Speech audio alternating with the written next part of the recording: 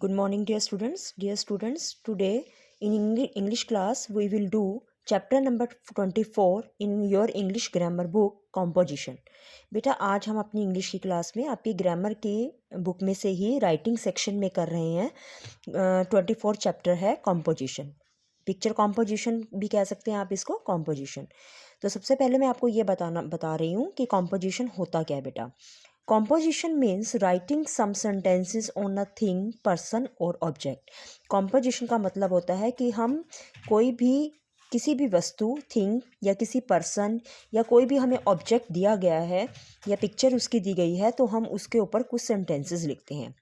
अब आपके पास एक एग्जाम्पल इसमें आपकी बुक में दिया गया है, जैसे कि है, अब हम यहाँ पे एक कॉम्पोजिशन लिख रहे हैं ऑन अ टेबल।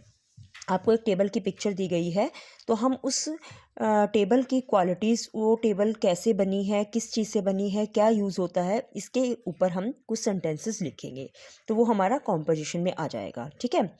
अभी इसमें बेटा आपको जैसे कि यहाँ पे आप देख रहे हो 7 सेंटेंसेस हैं। 7 सेंटेंसेस में एक तरह से हमें ये दिया गया है कि वो हमें क्वेश्चन फॉर्म में दिया गया है और हम उसका आंसर दे रहे हैं। बट जब हम इसको कॉम्पोजिशन को राइटिंग सेक्शन में लिखेंगे तो ऐसा ही होगा। ये आपको सिर्फ समझाने के लिए ही है बेटा। जैसे कि आपको ऑब्जेक्ट दिया गया है, कोई भी ऑब्जेक्ट हो सकता है, वो टेबल हो सकता है, चेयर हो सकता है, फ़ैन हो सकता है, बाईसाइकिल हो सकता है, वट कुछ भी, या किसी पर्सन के ऊपर भी हो सकता है, या कोई और वस्तु हो सकती है, ऑब्जेक्ट हो सकता है। तो आपको जैसे कि यहाँ पर ये आपकी बुक में दिया गया है टेबल के ऊपर, तो सबसे पहले हमने देखा कि टेबल है, तो what is this? This is a table. तो this is a table. What is it made of? ये किससे बनी हुई है? It is made of wood. ये लकड़ी से बनी हुई है। ठीक है। How many legs have it? Has it? It has 4 legs. 4 legs हैं। What is its colour? Its colour is brown. Who made it? A carpenter made it. How do you see it, use it? I keep my books, exercise books and bag on it. Where do you keep it? I keep it in my study room. These answer can be written in one para. अब ये आपको एक मतलब इस तरह से composition दिया गया है। अब जो हमने इसमें क्वेश्चंस के आंसर दिए हैं, ठीक है बेटा, ये आपको सिर्फ समझाने के लिए ही है, ये एग्जाम्पल है। जैसे आपको क्वेश्चन 7 क्वेश्चन में आपने उनके आंसर दिए, तो जो ये आप आंसर्स दे रहे हैं, इसको अगर आप एक पैराग्राफ के अंदर लिखेंगे तो वो कॉम्पोजिशन माना जाएगा। ठीक है। अगर आपको वहाँ पे पिक्चर दी हुई है तो वो पिक्चर कॉम्पोजिशन भी माना जा सकता है। ठीक है ना। और या फिर आपको पिक्चर दी हुई है तो वो एक पैराग्राफ के अंदर आप लिख रहे हैं तो वो एक कॉम्पोजिशन आपने लिख दिया, मतलब उस के ऊपर आपने कुछ सेंटेंसेस लिख दिए। ठीक है। अब ऐसे ही प्रैक्टिस के लिए क्या है कि आपने ये सेकंड नंबर में, जैसे चेयर वाला है, चेयर है अब, ठीक है, तो अगर हम इसको करेंगे तो सेम, थोड़ा सा सेम ही चलेगा। What is this? This is a chair. आप यहाँ लाइन में लिखेंगे this is a chair. What is it made of? ये किससे बनी हुई है? It is made of would. ठीक है। How many legs has it? It has 4 legs.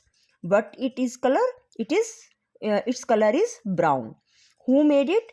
जो है ये भी लकड़ी से बनी हुई है, इसको भी कारपेंटर बनाता है, आ कारपेंटर मेड इट। फिर है how do you use it? आप इसको कैसे यूज करते हैं? I keep. अब देखिए यहाँ पे थोड़ा सा चेंज हो जाएगा। वहाँ पे था कि बुक के ऊपर हम टेबल के ऊपर बुक रख रहे हैं, एक्सरसाइज बुक रख रहे हैं, या कुछ भी हम रख रहे हैं। बट चेयर का हम कैसे यूज़ कर सकते हैं? चेयर को हम बैठने के लिए यूज़ करते हैं। ठीक है। तो आप क्या करेंगे? I I sit on it when I was, जब मैं स्टडी करता हूँ तब मैं इसके ऊपर बैठता हूँ, या फिर हम इसको मतलब सीटिंग पर्पस के से यूज़ करते हैं। Where do you keep it? आप इसको कहाँ रखते हैं? तो कहाँ रखेंगे? I keep it in my study room. मतलब अगर आप स्टडी रूम में इसको रख रहे हैं, टेबल है आपके पास, चेयर है, तो इसको आप रख रहे हैं। तो ये आपने आंसर्स दे दिए।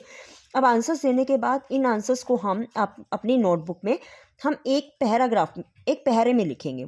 जैसे कि अभी इससे पहले आपने देखा होगा, मैंने आपको राइटिंग सेक्शन में पैराग्राफ कराया था, तो मैंने उसमें भी आपको कुछ रूल्स बताए थे बेटा, कि हम उसको स्टार्ट करते हैं और एक ही पैराग्राफ में हम उसको लिखते हैं, और उसके बाद जो है उसको लास्ट में हम स्टॉप कर देते हैं। मतलब हमने 10 या 8 या 10 सेंटेंसेस लिखे और हमने उसको स्टॉप कर दिया एक ही पैराग्राफ के अंदर। मतलब हम उसको लाइंस में नहीं लिखते हैं, ठीक है, लाइंस में नहीं लिखते हैं। तो ये कॉम्पोजिशन में भी हम इसको एक ही पैराग्राफ में लिखेंगे।